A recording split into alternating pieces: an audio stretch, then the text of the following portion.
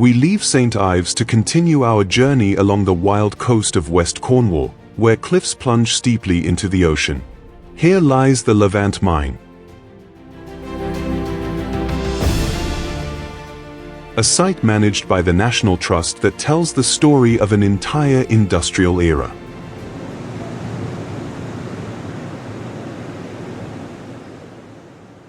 Today, silence and the rugged beauty of nature reign here, but this place once reverberated with the din of work.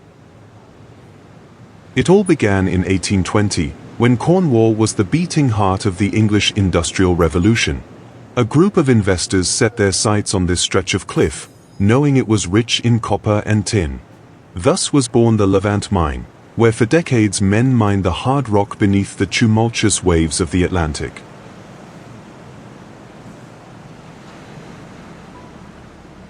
To visit the surviving interiors of the structures, you must join a guided tour, which must be booked online. With the help of images and the guide stories, you'll delve into the past to understand the toil and danger of the miners' work. So what they follow are softness parts in the rock.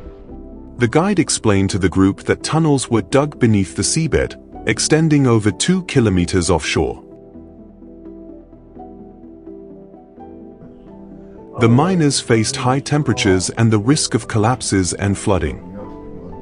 To create a labyrinth of tunnels, they descended hundreds of meters deep, climbing steep and slippery ladders to reach the working tunnels.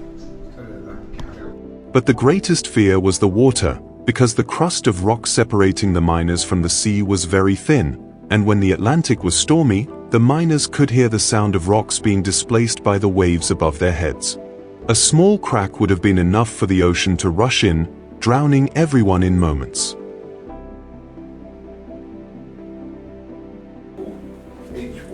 To keep the mine dry and bring the excavated ore to the surface, the Cornish beam engine arrived in 1840, a majestic outrigger steam engine that powerfully pumped out water, allowing the men to work safely and easing their fatigue.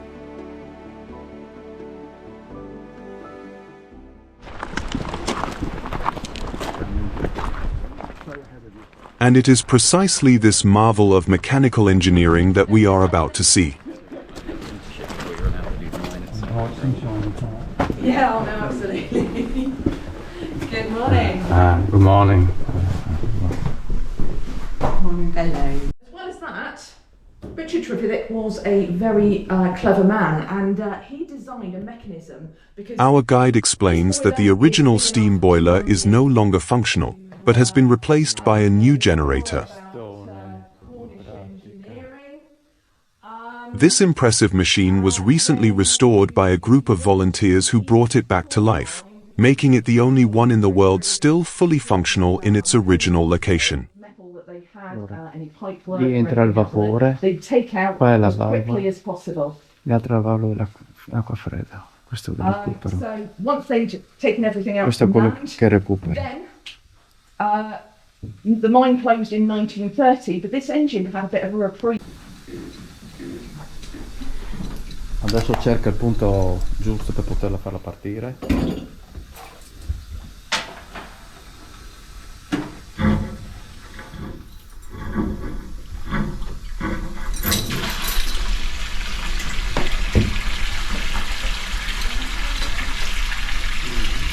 Adesso fa entrare l'acqua fredda.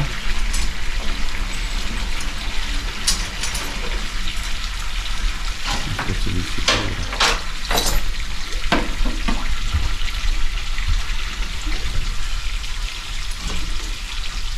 Then as I pull this regulator, the steam's coming in.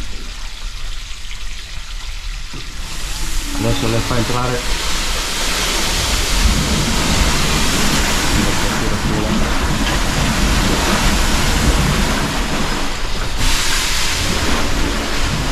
partita subito.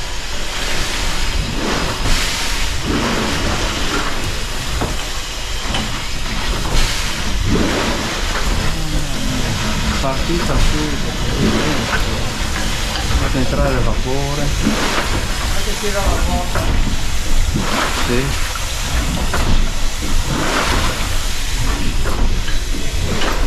Questa fa girare la ruota che dopo serviva di servizio per tirare sul materiale o far scendere le persone. Okay, so if you wanted to go upstairs, you can have a look around there. Sentila come lavora, mamma mia. Queste si vedono le due valvole che aprono e chiudono.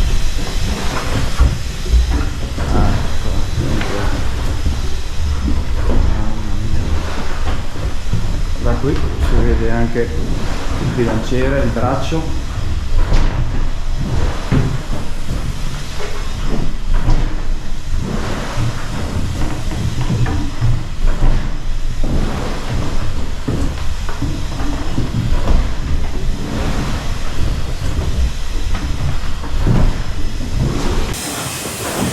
Ed eccola qui, la Cornish che ti lavora.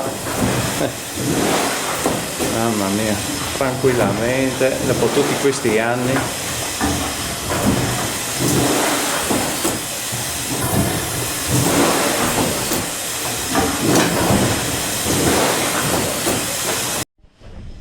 E qui si vedono bene le due valvole superiori che chiudono e aprono per il vapore e fanno entrare l'acqua.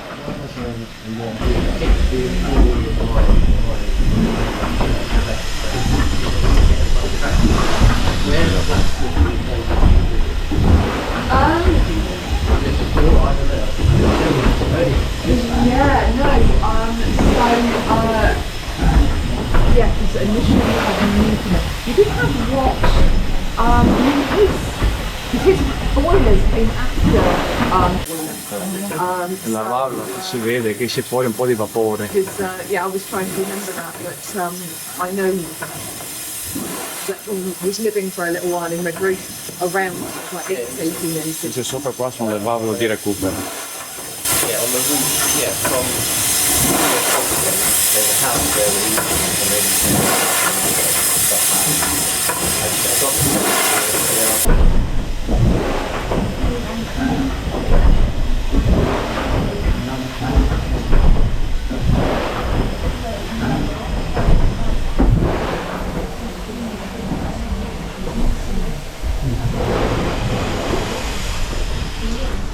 Quello lì è il punto che mi serve loro come fase per far partire tutta la macchina.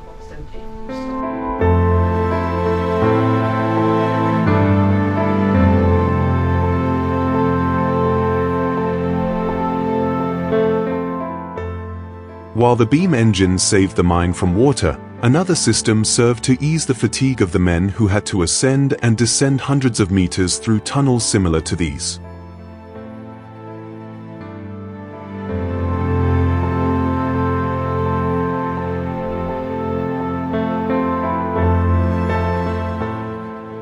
The tunnels were narrow, illuminated only by the light of candles attached to their helmets.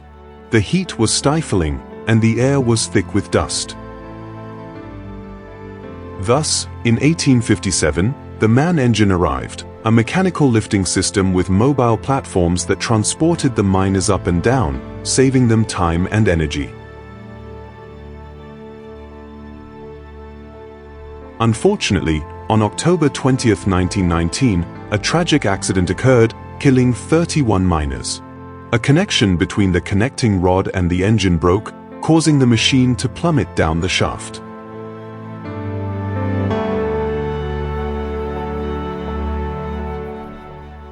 This disaster was devastating for the mining community, and after a few years, the tunnels were no longer worked.